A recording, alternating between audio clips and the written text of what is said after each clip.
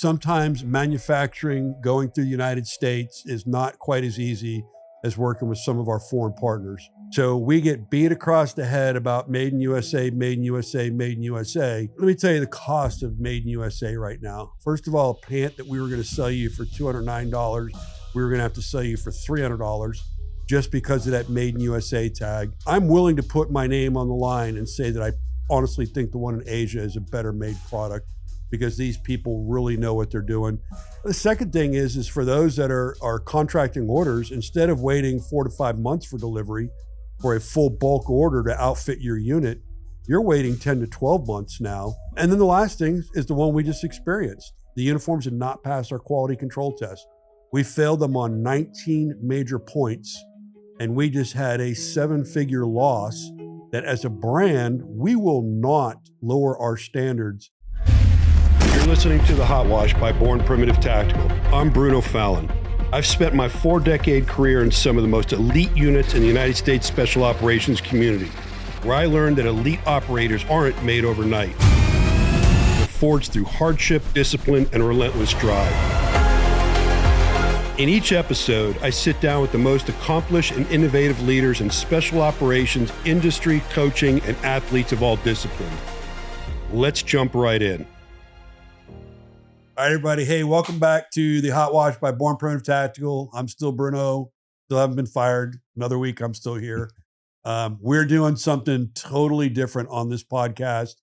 What we've done is are doing a product-focused podcast. So don't tune out yet. Listen to what I'm talking about. We've got our experts from within the building. I'm talking about SWAT operators, industry professionals, former SOF operators, that we're going to talk about how we actually think up, design, develop, and test these products so you get a little more insight and some of the cool shit we have coming. So for those of you that are on YouTube that are watching, you're going to get a treat because you're actually going to get to see the products. Those of you that are just listening, when we actually are talking and doing descriptions, we'll try and do a talk on to you and give you the best audible we can on it. But I'd like to welcome my first two guests. Starting my immediate left, we've got Tim here. Tim is an accomplished police SWAT officer, breacher, and about 23 years with one of our major brand competitors that we stole away. Welcome, Tim. Yeah, appreciate the time. Yeah, man, good to have absolutely. you. Yeah, Tim's also the tallest guy in the office, just so you know. So when we need somebody 6'7", what the hell is it? 6'6". 6'6", we roll it. So people are like, do your pants fit? I'm like, yeah, we got Tim. And then you guys have met Kurt before. Kurt is our product lead. Kurt is a former SOF operator, been on the podcast a couple times, right? Yeah. You've been on once with Aaron Snyder and then a bunch with Aaron's podcast, but welcome, right. Kurt. Yeah, thanks. Good to have you. Yeah, appreciate it. So what I really want to start out with, and I want to debunk a few things. So first of all, we just released recently that we're not doing multicam. I want to clean the slate on that for those that want the detailed answer, that didn't talk to me at SHOT Show or whatever. We invested a lot of time and a lot of energy in making a multicam op assault uniform that matches our current uniform, which is the industry standard right now in human performance. What ended up happening is we are learning the hard way, as other people have, that sometimes manufacturing going through the United States is not quite as easy as working with some of our foreign partners. So we get beat across the head about Made-in-USA, Made-in-USA, Made-in-USA. Let me tell you the cost of Made-in-USA right now. First of all, a pant that we were going to sell you for $209, we were going to have to sell you for $300 just because of that Made-in-USA tag. And I'm willing to put my name on the line and say that I honestly think the one in Asia is a better made product because these people really know what they're doing.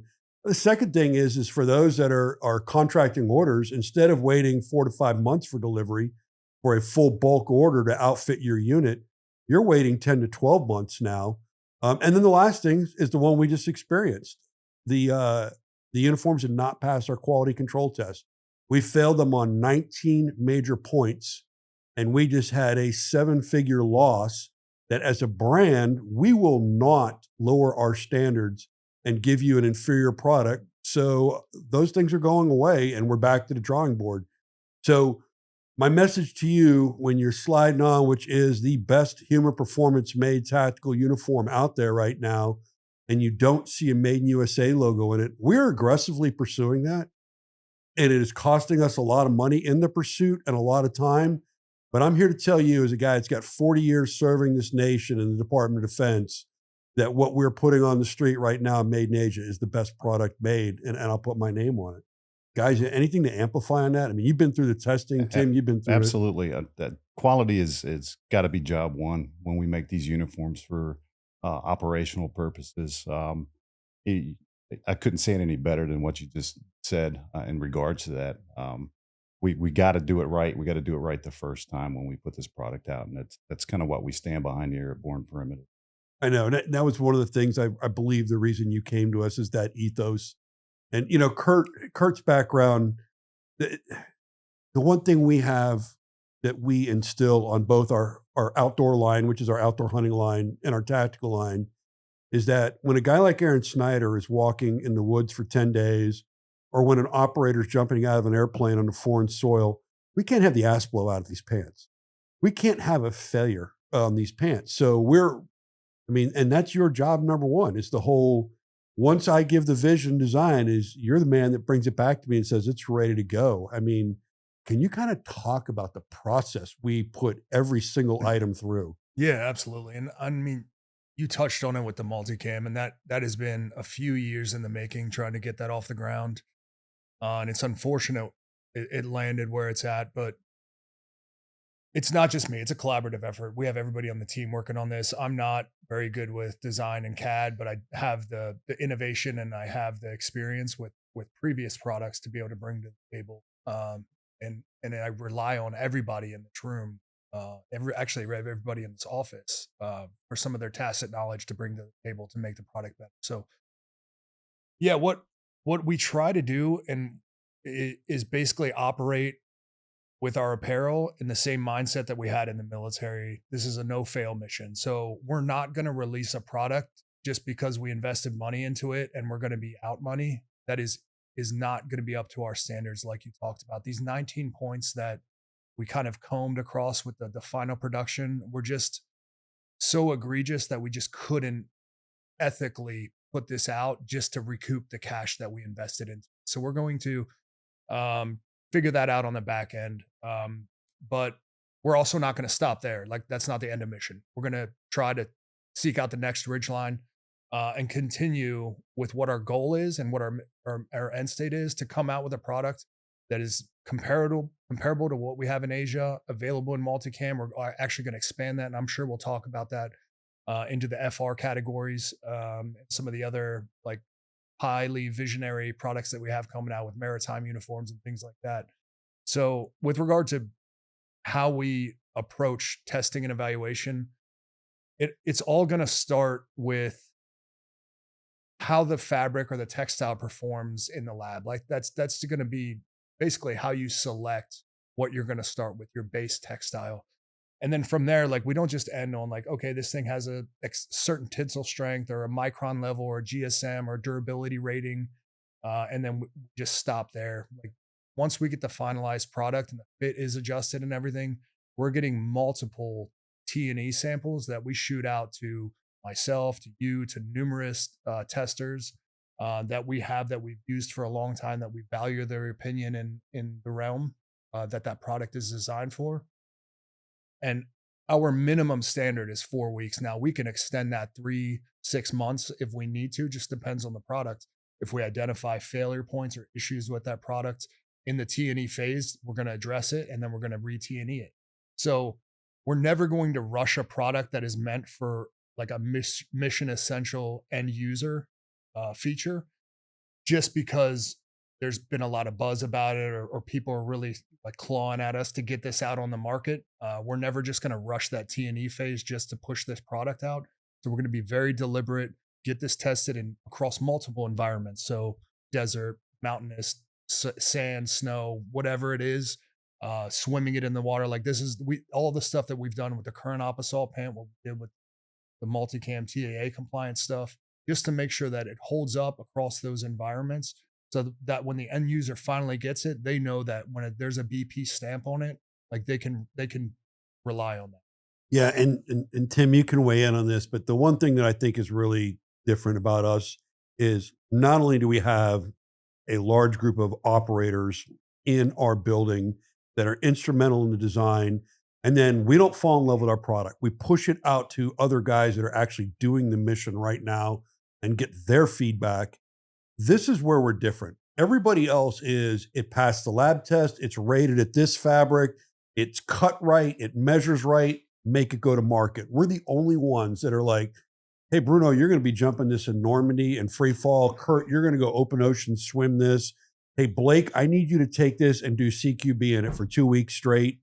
We're the only ones doing that. Yeah, this is something that like not a lot of companies have access to. We're fortunate at Born Primitive to be able to have a very broad spectrum of individuals that have skydiving certificates, who have spent hours and hours underwater on draggers or high explosive or manual breaching like torches and quickie saws and things like that, who can actually either get this in the hands or do it themselves. Right. Like you said, you skydived in Normandy 2 years ago for the 80th anniversary, which was phenomenal. You had the Patriot One boots that were still in development at that time, doing some T&E.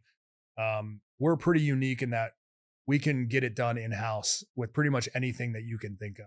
Yeah, it's crazy. And Yeah, Tim, and I mean, that's what the draw for me initially to the BP brand was, that extra step that we take in the process of testing and evaluating the product. There's no other company that takes the additional steps we take beyond the factory certifications that you mentioned, and the product process that we do. And that's what makes our product so unique to the marketplaces. We're really built around that human performance that you talk about. And the only way to do that is actually put it on bodies and get that real world feedback on the product. yeah, and there's been a couple things, the branches and sequels that have come out of doing this. Number one, we have actually fished out some flaws in that process and found that, maybe a stitch doesn't work this way, or maybe we need to add some drainage to pockets or something, but it's actually worked. And then what do? We get the new product in and we re-T&E it. Right. We start over. And that is, I think, the true to core magic is that we don't go good enough and put it out there. We're patient. Yeah. And the one thing I'll tell you is that, and for people that have been rolling our product for a long time, we pride ourselves on being way below the industry standard on defects.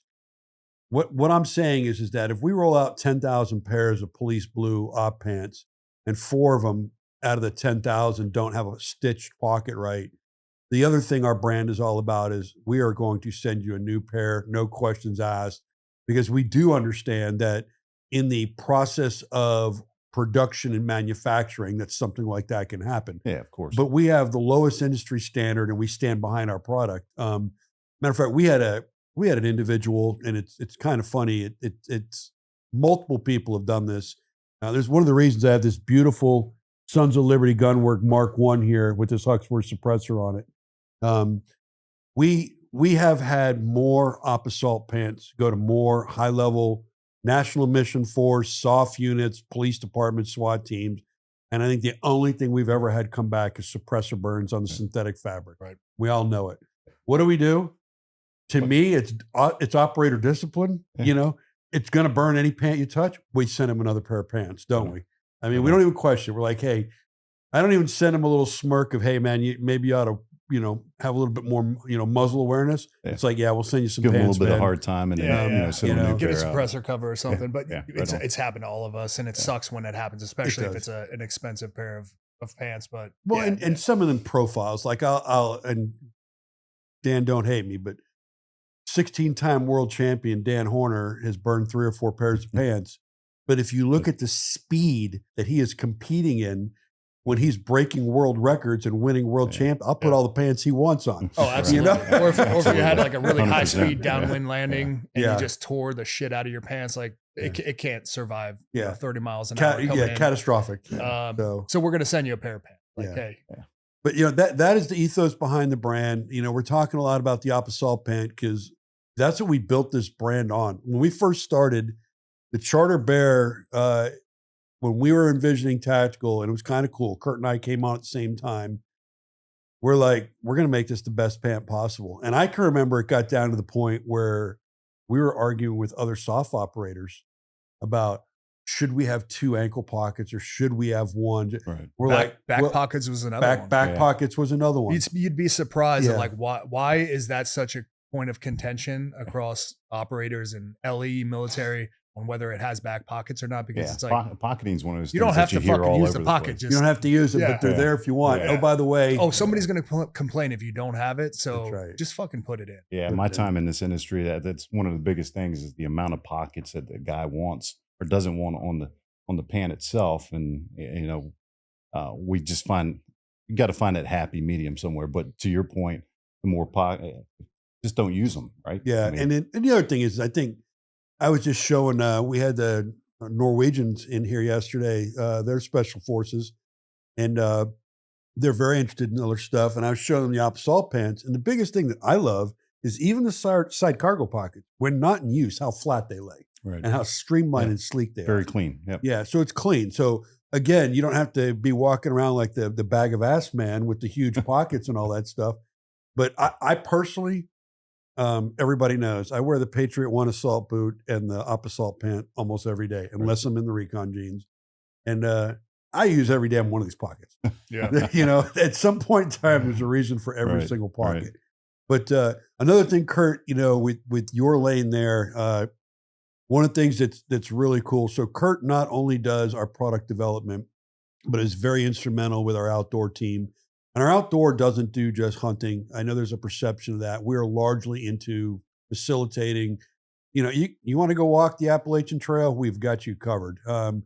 You want to go to Denali, we've got you to the point where you're going to go hit the summit, and then you're going to be wearing some very highly technical gear just for that. Yeah. But that's what we do. What I like is what you guys are doing on the outdoor and hunting side for, let's say, for example, what we're going to release in the 2027 hunting season. You guys hunt in it for the whole 2026 season. Right. Again, it's not it measured right, it looks right, let's just put it on sale. You guys hunt for it in the whole season and come back and make tweaks and then go to market. Nobody else does that. Right. No. So yeah, that's the way to conduct business. It's like it needs to perform in real world conditions out there on extended stays in the backcountry or on extended stays, like if you're camping on a multi-day expedition. So yeah, if it doesn't perform there, it doesn't matter how good the lab test was or how good the nerds over there said that this thing exceeds all standards. Like if you get in front of a campfire and an ember hits it and it lights up, like, well, that's mission failure. Yeah, Because you're not bringing an You extra only pair get of so pants. much out of a controlled environment when you're Exactly. testing at a factory. So Yeah, nobody's carrying extra pants, so the ones that you have to fucking survive. have to last. Yeah.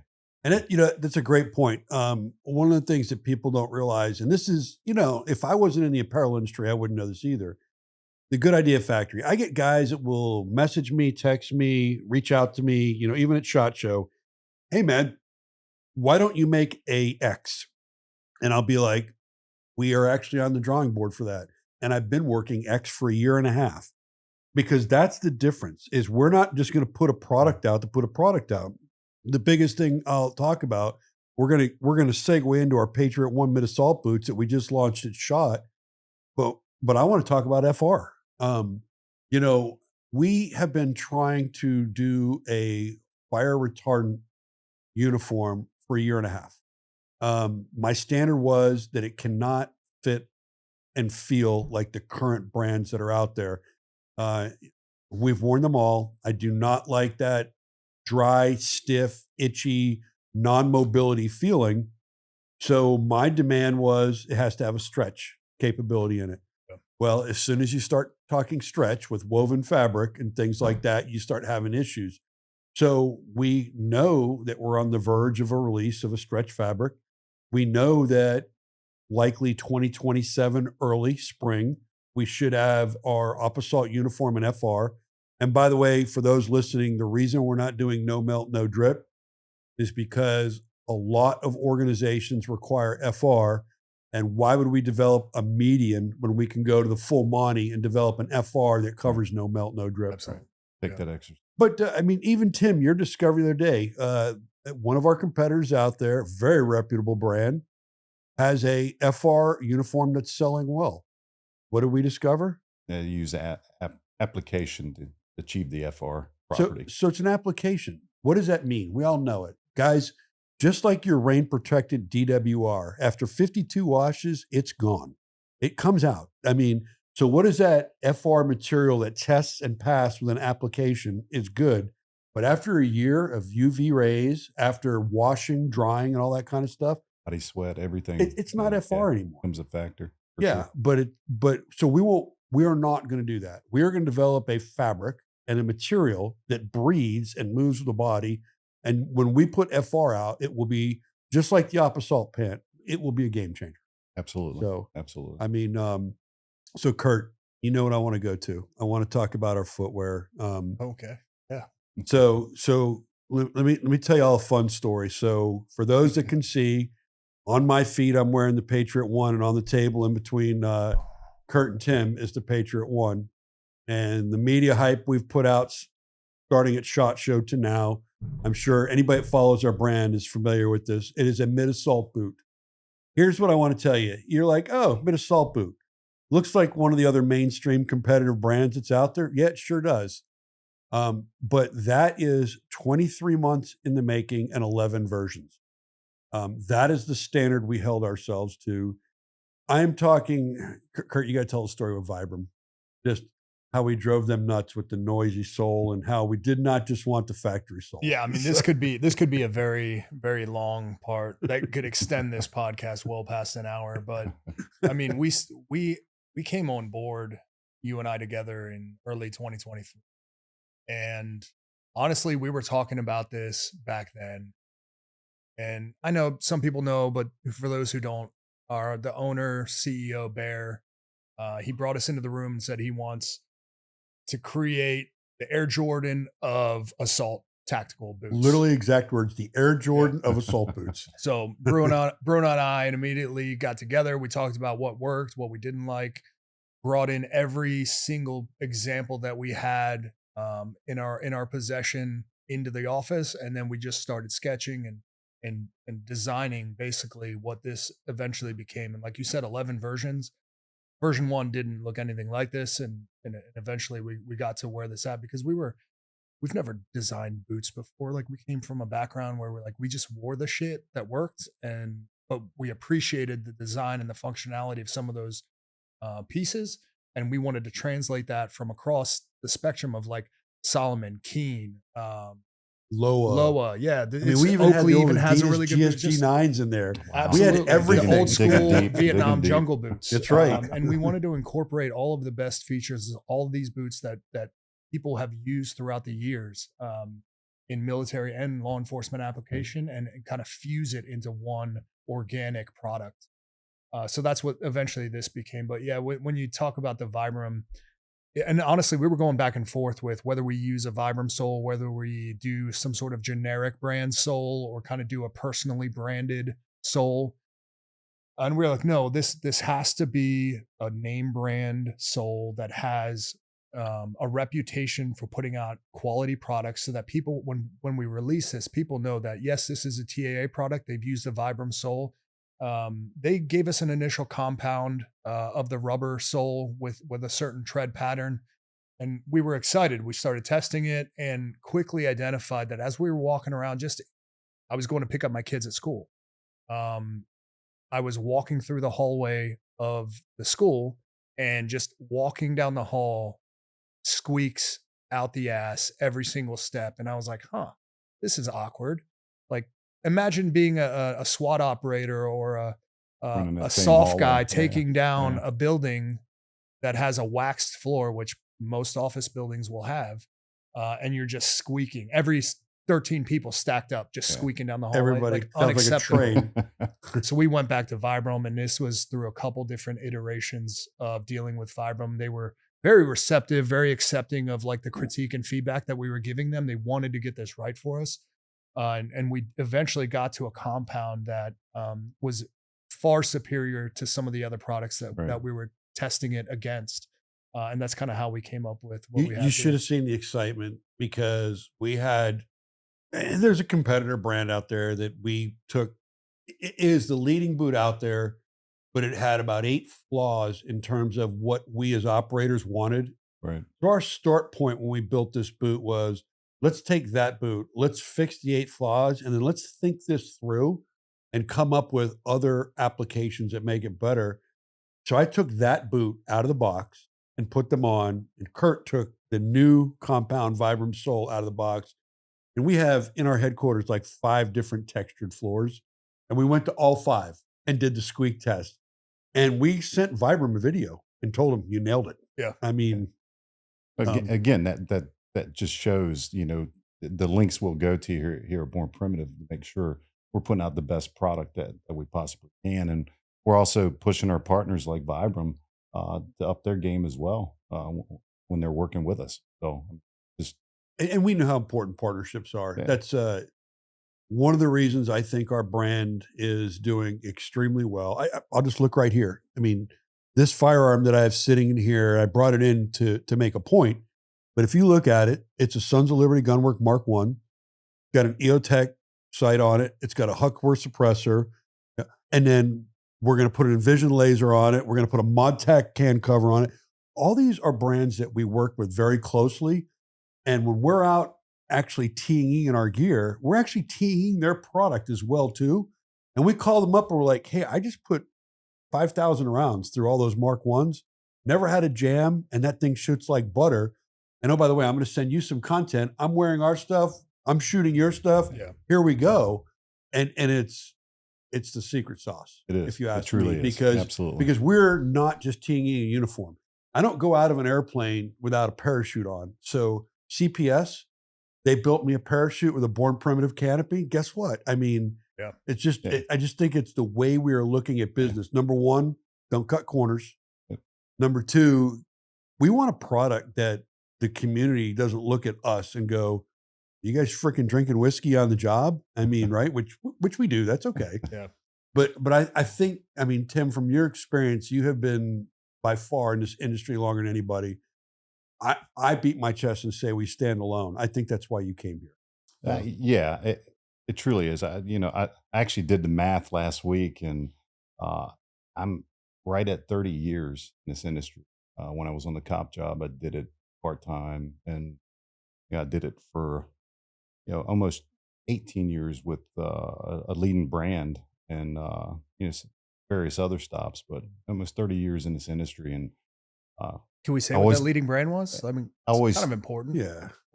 I was I worked for 511 Tactical Yeah. for almost 18 years. It's a big deal. yeah, Like I from mean, its inception all the way Yeah, until now. right. Like, I mean, Yeah, they are 511 was a leader. Yeah. And still absolutely. industry wide. Like Yeah.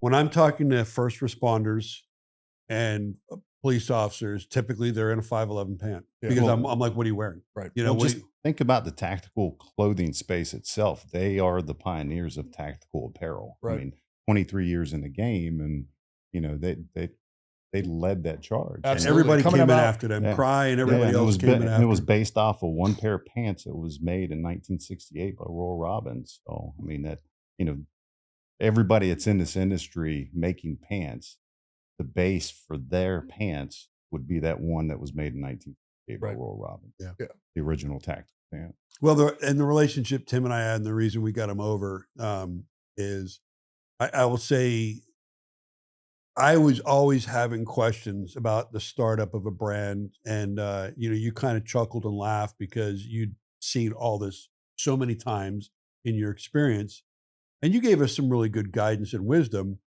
in terms of more or less reinforcement of keep doing what you're doing.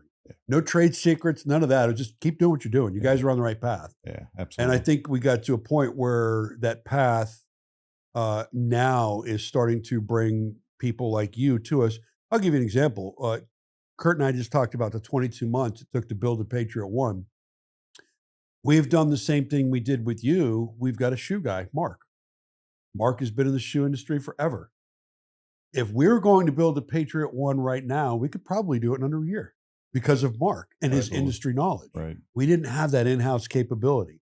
So it took us 22 months. And the crazy thing is we showed that boot to Mark, who had zero input on it. And he's like, you guys got a winner. Yeah. You guys did it right. Right. We Yeah. probably did all the wrong things to get it right, but we got it there. Right. So, so let's talk about the Patriot One a little bit. My big thing is from your guys' opinion. So it's for those that can't see it, it is a mid-assault boot comparable to your Solomons and things like that are out there. We specifically did not make it Gore-Tex.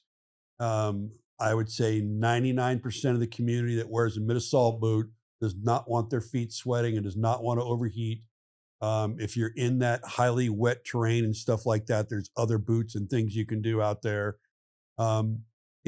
Once it's broken in, it's like a sneaker. It's got so many unique functions and capabilities on it.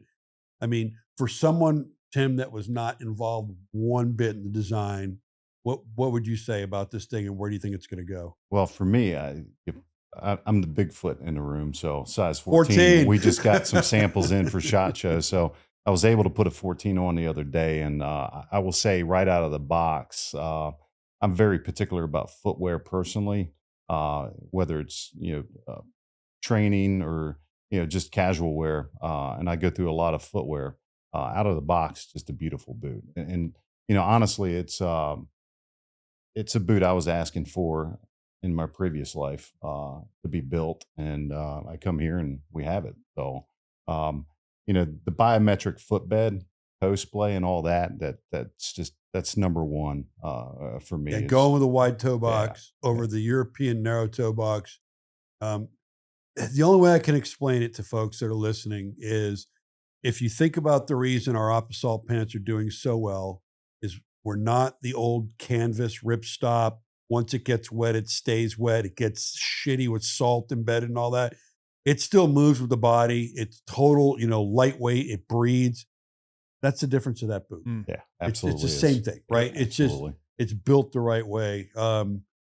Kurt and I got a good story though. We'll throw some of our brothers under the rug. When we were finally approving the fast rope pad on it, so we went down towers and matter of fact, again, we could have just taken the AutoCAD. Yep, this fast rope pad took 50,000 abrasions and didn't scuff. Oh yeah, the lab test results, they were like, this thing surpassed every sort of test that we could give it, and it's superior to the product that you kind of compared it to. And you said, and we could have slapped the table and said, yeah, we're done with that. Right. That's cool, perfect for us. This is not enough. Right. So then we went and hit towers, and we're doing ropes. Yep. But then I was like, no.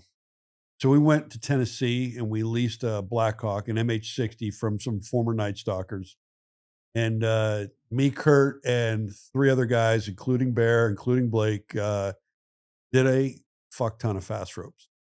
And then we got done, and I'm like, and we're all like, the thing wasn't even scuffing. Yeah. We're like, we've done it. And I looked at Kurt and I said, I'll be right back. And I went and talked to the pilots, and because remember, it's a commercial aircraft, FAA rules and all that. I'm like, hey guys, that's a 90-foot fast rope.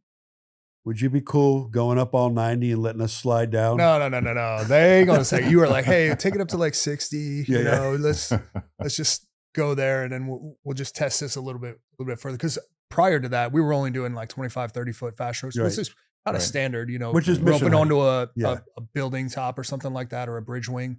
You're not going from that high, so it's not normal that you're going to be doing a 90-foot fast rope. Yeah, go ahead. Sorry. So they're like, the pilot who I know, he turns around, he's in the aircraft, and he looks at me and he goes, just one question. Why?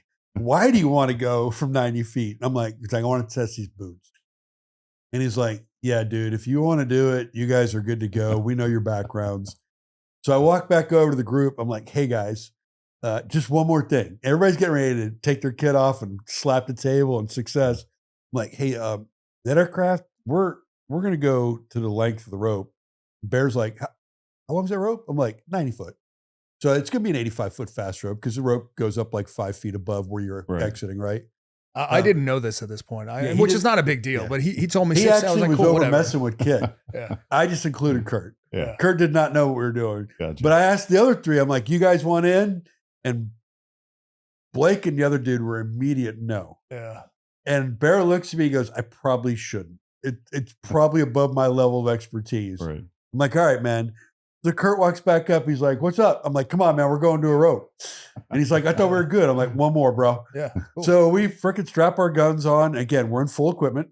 We get in the hawk, and I'm fucking climbing up, and Kurt's sitting next to me.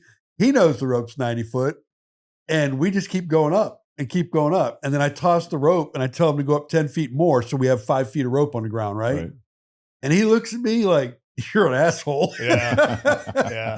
And it's tough holding station at that precise, having only 5 feet of rope dangling on the ground. And we, it was during the day, so it's not like we were identifying it with chem lights or anything. But I looked down, I'm like, okay, well. Yeah. And I said, "Hey, let's just do two different things." I said, "Let's just see if the boats can take it." I said, "Why don't you go down like a rocket ship and just break at the bottom? Yeah. And I'm going to go halfway and break super hard and then do the other half and break hard." He's like, I didn't finish what I was saying. He's gone.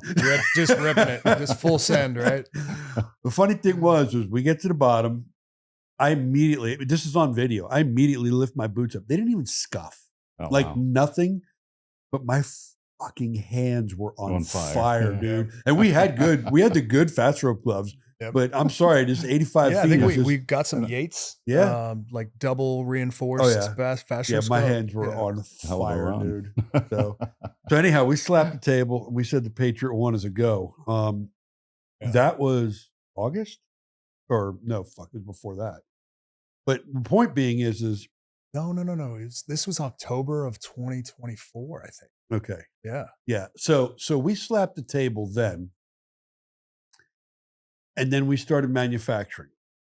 And we stopped manufacturing for a very deliberate reason. We moved our factory to a trade compliant factory.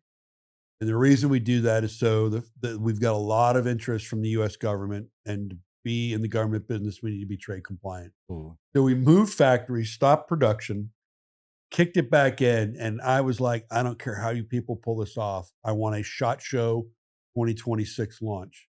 And guess what we just did? Yeah.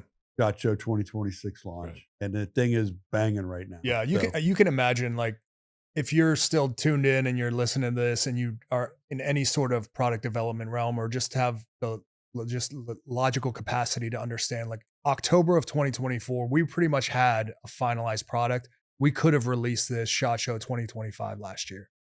Very tempting, but we understood that there started to become a lot of chatter and a lot of buzz around us developing this boot, and a lot of interest in government agencies, and we made the decision, like you said, to make it TAA compliant, because previously it was not. So to kind of hold off on development to get a new product in a TAA compliant boot, and then having to go through more testing, was a very deliberate thing. But again, that circles back around to what the ethos is of Born Primitive and what we do with our products. Like, we're not just going to hang our hat on one thing. We're always going to continue to try and improve and make our products better. Absolutely. Yeah. And I mean, Tim, you know better than anybody now, when we do just an example, some of the trade shows we go to, we'll go to Warrior East and Warrior West with ADS. If you're not in the trade compliant business, there's no reason to go to that trade show. Exactly. So, I mean, that's that customer. And we saw it at SHOT Show. We're going to see it everywhere we go. That government buyer is going to be, are you trade compliant? So we're doing everything we can to adhere to that. Yep. Usually one of the first questions they ask. Yeah. And that's going to be our goal moving forward. Anything that we develop from now on is going to be at a minimum trade compliant. Like, we're not going to fuck around with this anymore. There's a lot of interest, not only in the tactical apparel naturally with the government agencies or law enforcement, but also with the stuff that we have developed for outdoor. There's a lot of crossover in those products, with so much interest that even the outdoor products are going to be eventually completely converted over to be TAA compliant. Yeah, makes sense. Yeah. So one of the things we're talking about, research, development, and product, and standing behind our product. One of the things I want to talk about right here is, and for those that are just listening and not looking, I'm holding up a soft membrane knee pad. This knee pad, let me talk about it a little bit. So first of all, anybody that's truly rolled any type of operator pants, tell me I'm wrong. You're either a knee pad guy or you're not a knee pad guy. There's, it's one of those. I was always not a knee pad guy, but then, oh, by the way, if you're walking around in Afghanistan and that shale and that rock, you're a knee pad guy all of a sudden. And never do you realize more how bad knee pads are on pants until you need them. And I mean, I look around, there's 2 brands out there right now, and they're very prominent brands. And 99% of the guys I see wearing them, the knee pad is below their kneecap by the way the pants are cut. Absolutely. That is something we fixed in our pants design, where our ballistic internal knee pad insert, if you opt to put one in there, you're always have the knee pad under your knee. The second piece of that is by having the internal knee pad insert. If you are not a knee pad guy, you don't have that void, Right. like where you have the open knee now. Yeah. That Absolutely. actually now you have that thin membrane material that makes it worse. But the thing I want to talk about this, Kurt, which was so cool, was so we made this V1 knee pad. They were selling like hotcakes. Everybody in the world is like, "My God, you guys nailed it!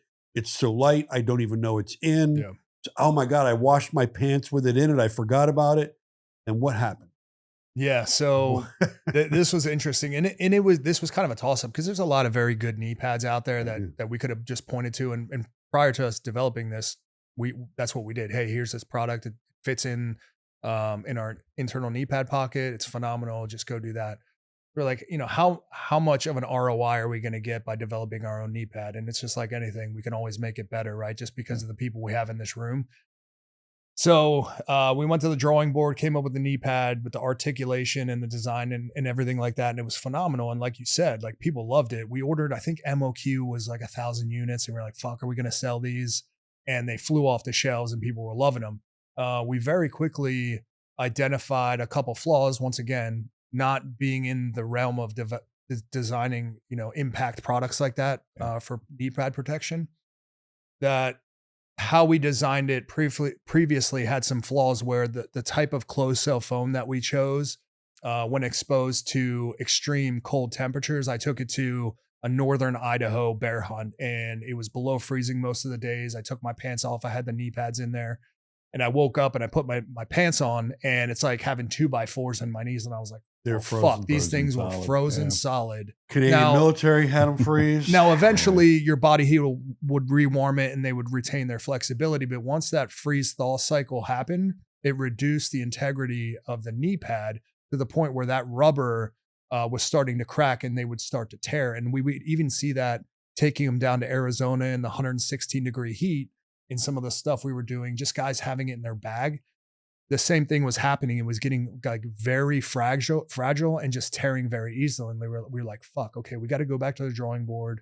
What we ended up doing was working with the manufacturer to basically come up with this proprietary compound that is anti-freeze, which has been very challenging for any other company. We've worked with a lot of other companies, name brand companies that develop padding.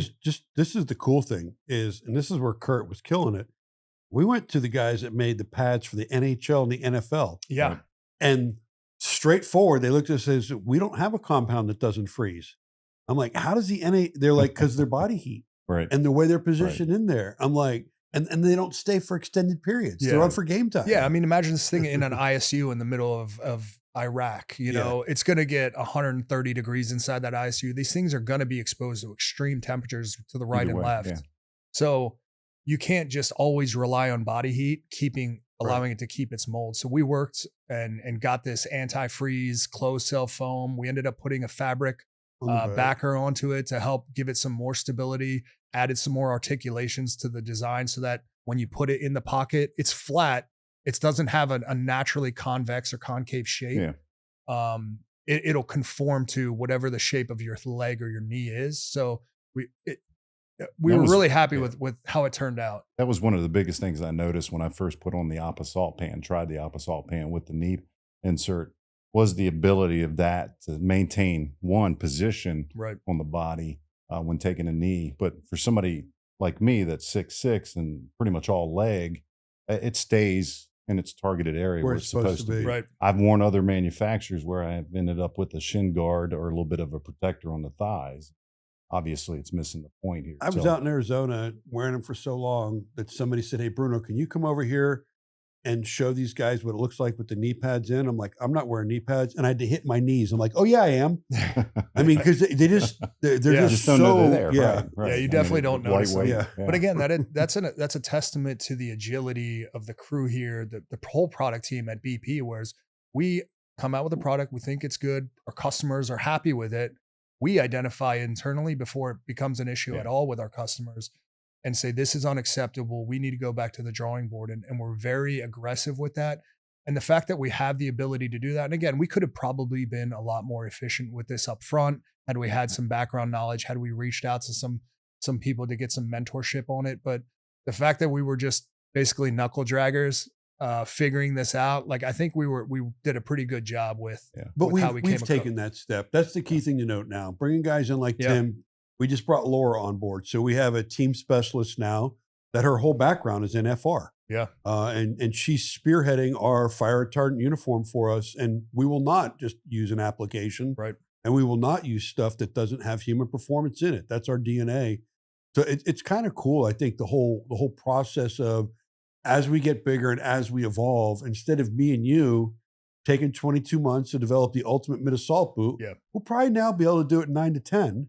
Yeah. And the product will still have to go through our hands for approval. But honestly, that's the beauty of collaboration. That's the beauty of like proper leadership. Like, yeah, we could rice bowl it and just do it internally because we have the experience and eventually we'll reach our end state. But honestly, bringing in experts and professionals who have dealt with those issues in that realm. Always use the term, we're not making product in a vacuum. Right. We're putting it out to the masses that we trust to give us the feedback on everything that we put out. So that helps us in making the best product we can possibly put forward. And I think it's something that Tim, before he moved with us, we had a long talk about having trust with the customer. I wanted to make sure he understood our position that at the end of the day, and this comes from Bear, this comes from our leadership. At the end of the day, our product, our reputation is our currency. And if we have a shitty product and if we don't back our product, that's our reputation. Absolutely. So that's why, and it's kind of funny. I'm not the leader that has to have my hands on everything, but I am the leader that says before product goes out the door, I will look at it and put my name on it. And it's just like ambassadors. Yeah. Not a single ambassador will come into this team without going through me because that is representing our brand. Well, the cool thing about you, Bruno, is that I've identified since I've been here is if there's something you don't know, you seek it out real quick with somebody that does know it. So and that's the addition of you to the team. That's the other thing that we're building here that I love is I could never, your 30 years in the industry, your resources, I may have them in 10 years. Well, now bringing you in, I have them now. Yeah. So it's the magic. That's a very good point. And some people listening in are going to say, well, yeah, dumbasses, like having more people involved and getting experts involved would help increase efficiency and you could get to that end state faster. But if you got to understand, when BP was an established company in the athletic apparel realm, basically the tactical and the outdoor verticals were startups.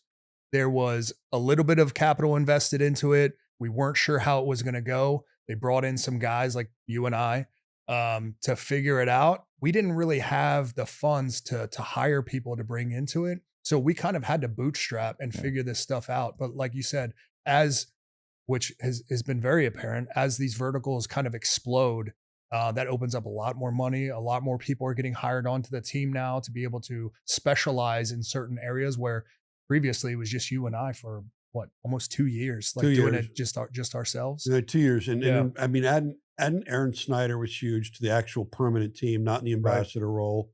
Adding Tim's huge. Adding, even Rob, our retail guy that we got away from Haynes Champion. Yeah. Having a guy that has been in the industry for 35 years dealing with retail stores and box stores, you don't. It's no small task. You don't get that knowledge out of a podcast. No. Absolutely. Or Instagram. Not at all. Not at all. There's a lot of work behind the scenes when dealing with what Rob deals with every day for us. Yeah. For sure. So some of the things I really want to talk about is the subject matter expertise. I want to talk about a couple other products for the people that are still listening and hopefully anybody, and I know we've got some great followers in this podcast. What we're doing is peeling the curtain back and letting you guys see how this really, because everybody's like, man, that's the sexiest video on Instagram. How do I get this and how do I get that? Well, I just told you it took 22 months for us to put this boot out. And I can tell you that that boot has been in France, Idaho, Wyoming, frickin', Mexico, Arizona. It doesn't just happen, guys. Yeah, and Pacific, it's such Atlantic hard Ocean. work. It's been everywhere. Yeah. Yeah. So it's one of those, I don't care who you are, in what industry you're at or what profession, it's good hard work. It's what it comes down to. Right, yeah. One of the coolest products, and this is kind of fun because this has been Kurt's pet peeve, and he trumped Aaron Snyder on this, and Aaron Snyder said, finally, fuck it, go ahead and make it. Let's talk about your Bushcraft hoodie, brother. All right. So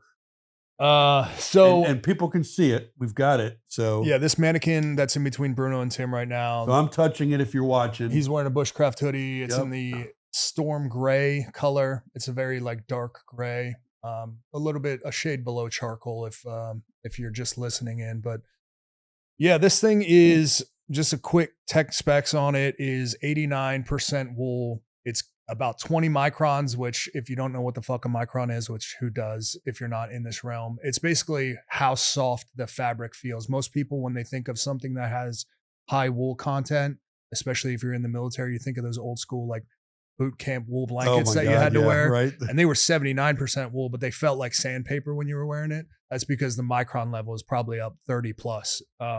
So 20 microns is very reminiscent of a like a soft merino wool. Right. It's got a good hand feel. It feels good next to skin.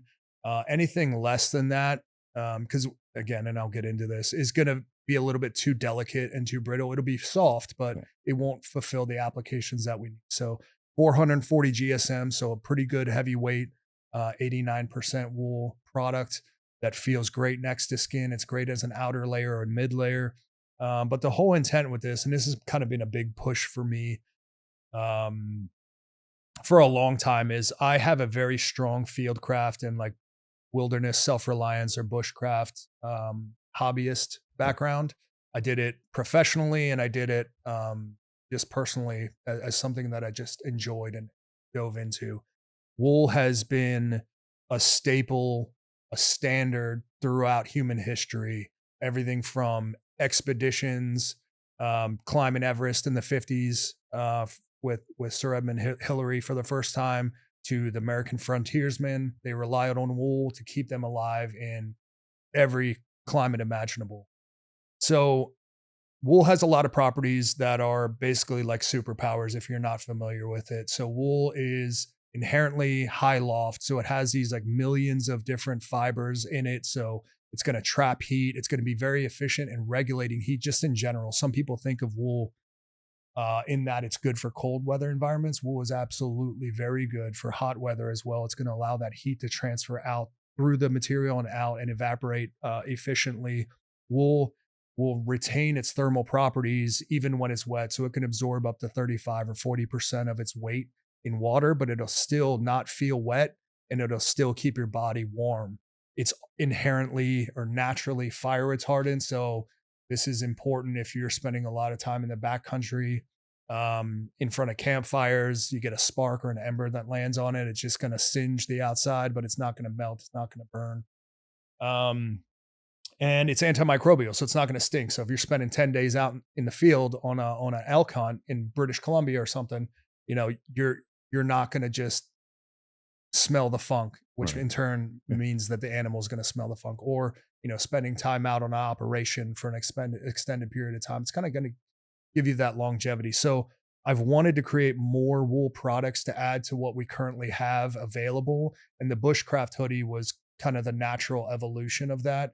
It's kind of a mid to outer layer product that it looks good if you can see it on the mannequin. It looks fantastic. You wear it every day. And if you go on Born Primitive Outdoors Instagram, you'll see we're doing a lot of promos for it. You'll see Kurt actually doing bushcraft in it in a pretty damn cold ass environment. Yeah, we just came back last week from Wyoming and we spent some time up at 11,000 feet We had to get snowmobiles to get up that high just because the snow was probably at a minimum 4 feet. And of course, with the drifts, a lot higher. But we got up to the top of the mountain wearing this as an outer layer in that environment. And all I had underneath was a merino wool base layer. And then this thing outside of it absolutely kept me warm. It was definitely below freezing temperatures up there. A whiteout condition blizzard ended up rolling in, and we're driving through the snow in the snowmobiles, and we're setting up shop. One, we're filming content, but also we're kind of moving out on snowshoes and setting up camp and things like that. This thing performed phenomenally well out there. It was coated in ice, snow on the outside. And again, that ice is accumulating because your body is perspiring because you're exerting yourself, sweating. It's moving that sweat to the outer layer, and then it's basically freezing.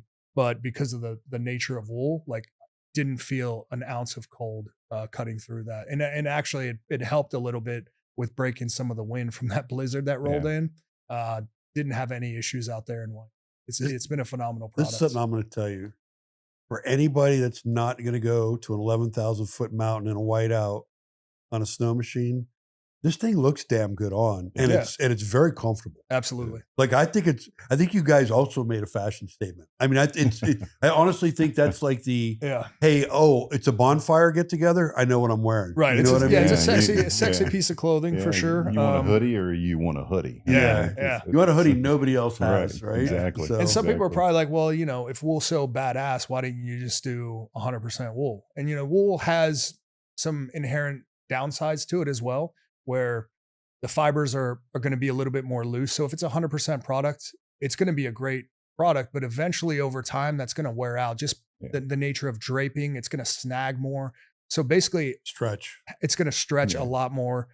If you wash it improperly, you're going to ruin it. So taking care of a 100% wool product is a little bit more difficult. That's why and again, we went through about 1.5 years of development with this product through numerous iterations of different combinations of wool to synthetic ratio, and we landed on 89%. We felt like that was like the perfect combination of the synthetic material, giving it that structure and that skeleton and that durability that we needed, but while also maintaining some of the positive value that wool brings to the table, and somewhat eliminating, I can't say eliminating, somewhat reducing significantly the inherent downsides, which wool, when it gets wet, it takes forever to fucking dry out. Yeah. So adding that synthetic layer into it will allow it to kind of breathe a little bit better. It allows it to dry out faster. It maintains its shape. It allows you to kind of be a little bit more carefree in how you take care of it, because it's going to give it some more structure. It's not going to snag as you're moving through brush terribly. So I think the product that we ended up with has been absolutely incredible. And Aaron, I mean, I've had this one for over 2 months and have worn it in some pretty harsh conditions next to campfires nonstop. And it still looks like the day that I grabbed it. It's got a couple little singe marks from the embers, but yeah, this thing is incredible. Bushcraft hoodie. Bushcraft. So here's the cool thing I want to tell you. Anybody just listen to what he just said. Did you hear the passion? That's true. Yeah, I was like, I feel like a fucking nerd right now talking about my this. point to you, my point being is that for anybody that knows Kurt, knows that he took the same. If you're telling him you're using this new Night Force optic, he'd have taken that Night Force optics through the same run he took that hoodie through before he would have ever rolled out the door on an op with it. My point being is, if you put people in position that have a passion for what they're doing and you let them go, which we did with Kurt, this is the product we end up with. This is a win. So nobody here at Born Primitive wanted the Bushcraft hoodie, is my point. Kurt's like, I have an idea. I want to do it. And we're like, he's so passionate about it. If you heard the level of detail that he's gone in his research, we're like, go, man. But that's what he does on every product we have here. Right. So to me, I like the next time Kurt goes, now I need the freaking, the Bushcraft vest or whatever the fuck it is. I'm just going to look at him and be like, I'm going to ask 2 questions. Did Aaron say yes? Aaron's on the fence. He wants your answer. I'm like, all right, it's a yes. Yeah. I appreciate that, man. Yeah. Thank you. Yeah, man. So Tim, I'm going to end up bringing Sean in here because we're going to switch over to some law enforcement specific stuff we've designed. Right on. The one thing I'd love to get from you before you pop out, brother, is you've been in this industry a long time. Yeah. You have been with us long enough now to get a taste of where we're at. And we won't sugarcoat it. We're a burning Ferris wheel. What do I mean by that? Once you get on this ride, you don't get off, but you don't really want to get off because it's a pretty cool ride, right? From what you've seen so far, the trajectory we have, all the plans we have, all the secret skunk work shit we're working, give the listener I'm the new guy, but I'm the guy with experience. Where do you think we're heading with Born Primitive Tactical and Outdoor? For me, I see this brand right now. I've always said in this space, the time I've been in it, one thing it's consistently missed was innovation of product. And I found that here since I've been here. I think I'm at my 5-month mark now with BP, and That 5 months has flown by. yeah, it has flown by. And I mean, it's been a blast every step of the way. And I would say the innovation piece is what puts us out there in front of competition. And I always tell everybody I'm on a rocket ship, and this thing is getting fueled daily by work that Kurt's doing and the product team's doing, everybody in house is doing. And I mean, it's just this year and in the 2027 really will be telling what this brand is capable of. I agree. We already know what we can do. We don't accept just, okay, we want above and beyond, what we get from, any of our manufacturing points. So I think we're going to be okay. I do think, too. yeah, And the message you said, I love it. We don't settle. And No. we do expect every one of our partners, whether it's a collaborative business or somebody making something for us, we expect them to come to our standard. Yeah, and I think the So- great thing for me, from my perspective, is our willingness to put on the brakes if it's not right. The multicam is a prime example. It's like, no, we're not going to do it. Right. We're going to put on the brakes, and we're going to course correct and make sure it's done right. And we want to Awesome. put out the best damn product we can possibly put out there for our end. No, I appreciate it, man. We Yeah. love having you on the Yeah. team. We're going to do a switch out here, and we're going to bring in Sean, who is our National Law Enforcement Sales Manager. And we're going to pick this right back up, folks. Hey, this is Bruno, and you've been watching the Hot Wash by Born Primitive Tactical. Please don't forget to like and subscribe our podcast. And thanks for watching. Now back to the podcast. Hey, we're back at you with the Hot Wash. We've got a new guest on here who's super excited to be on here. He's done like 500 podcasts, or maybe this is his first. But we've got Sean Garrison, who is a little background on him. Sean is a former SWAT officer, police sergeant that we highly recruited to kind of get on the team and round us out a little bit because we did not possess that in-house knowledge. I think I met you at a Christmas party, right? Yeah, absolutely. You're the only dude at the Christmas party I wanted to talk to. Everybody else was a douchebag. I think it was the same way. Yeah. So we ended up standing in a corner. Everybody was mean mugging us because we wouldn't socialize with everybody. And then look where you ended up here at Born Primitive. But Sean, welcome. Yeah, absolutely. Happy to be here. Yeah, man. So one of the reasons we got Sean in here, we're talking product. And, Kurt and I, we easily figured out the Op-Assault uniform, Op-Top Pro, all the stuff we've talked about so far. But we'd be lying if in the design of a uniform designed for the patrol officer or specific police applications, if we said we had the experience. So we had to get the guy. We've got our guy. So Sean, one of the things that we've recently done, and we're in the process of releasing soon, for those that are watching on YouTube, that big ass dude to Sean's left, you'll notice he's got the Virginia Beach police patches and the sergeant chevrons on.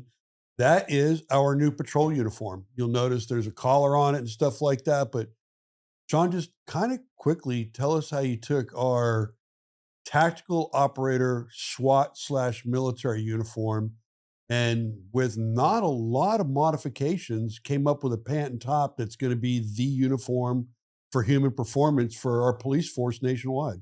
Yeah. So the good thing about this uniform is it had a good foundation, right? It was based off the Op-Assault pant that we've tested. It's been proven and out there on the field. So it made that very easy for me.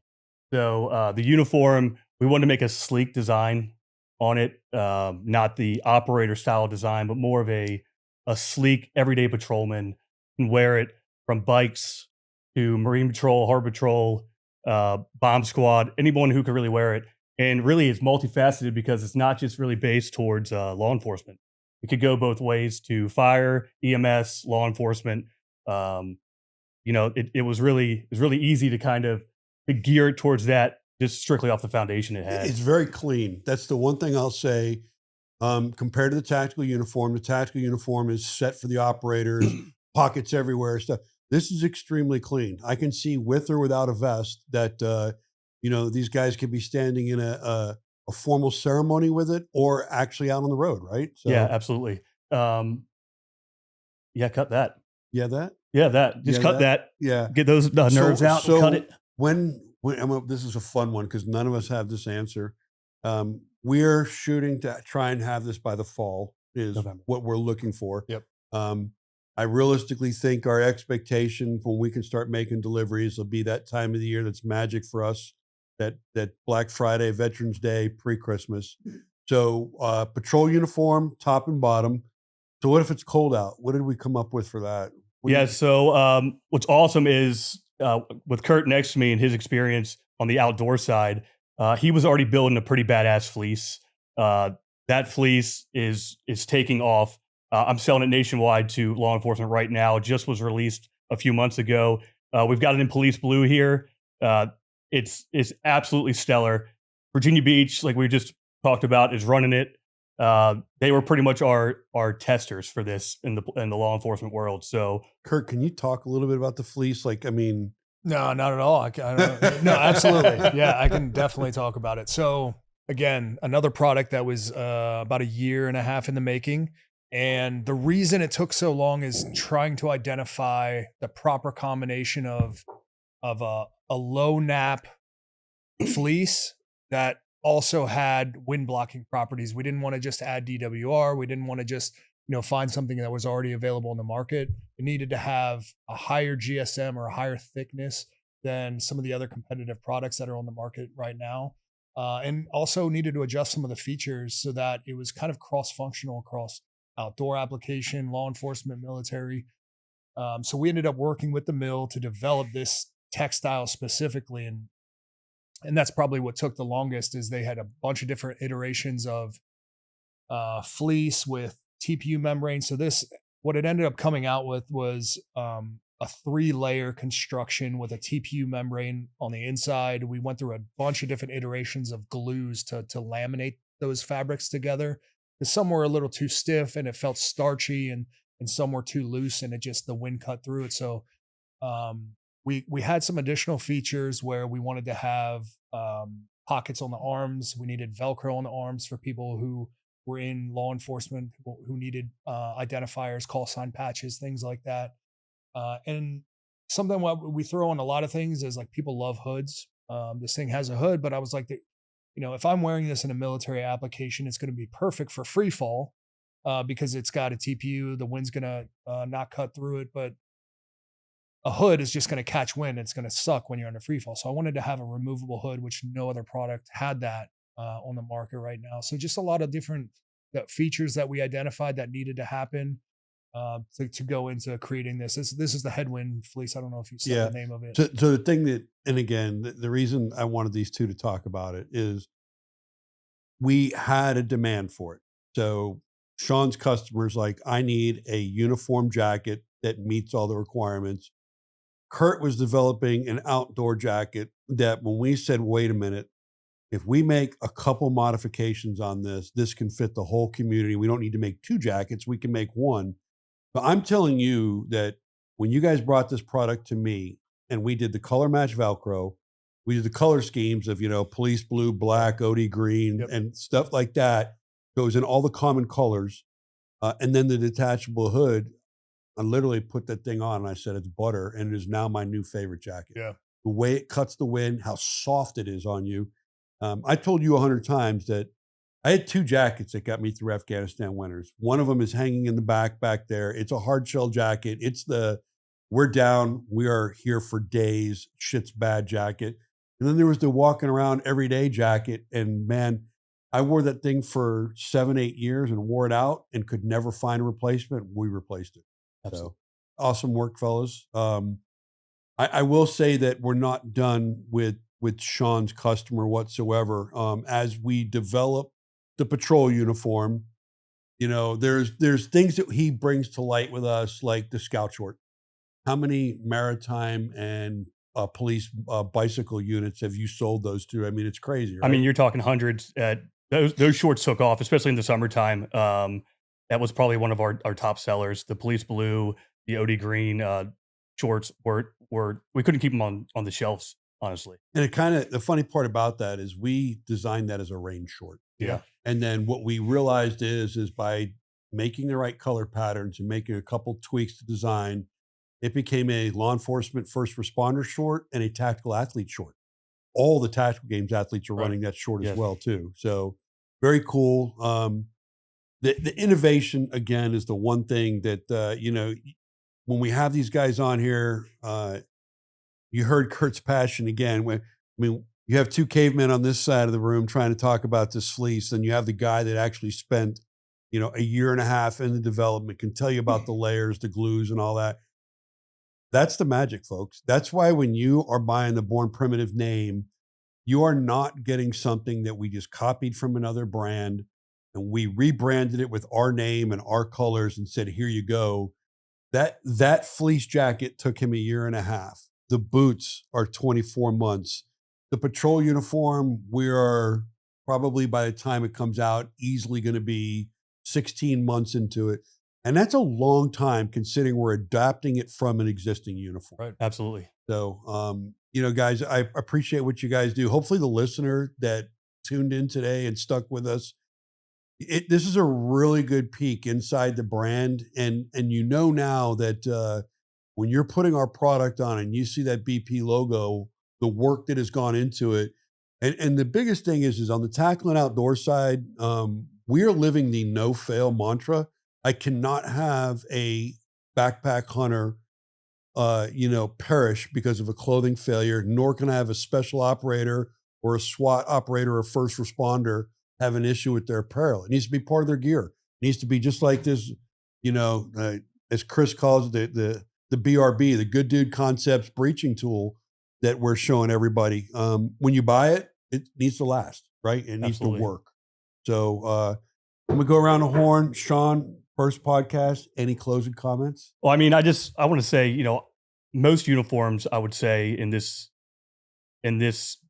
place we're in, they're built off of contracts and cost, right? Like they're trying to win contracts, these uniform companies. We're building this patrol uniform for the guy who's working 12 hours, 14 hours, sitting in the car, out directing traffic. We're doing it right. So just know that this uniform is getting done the right way by the people who've done it. It's being tested by officers who are working 12, 14 hours. We're sending them out to be tested. They're giving us feedback and we're taking it, you know, to heart. So it's going to be a pretty badass uniform. So It is. And one thing I'll dovetail into that, I'm not going to let the cat out of the bag net, but next month we're making a major announcement for the brand.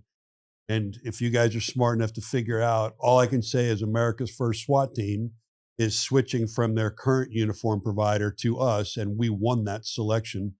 And we are doing something special with that department. And when we announce that, it's going to be pretty fun because that's winning the Super Bowl in the uniform market. Kurt, anything you got, brother? Close it out.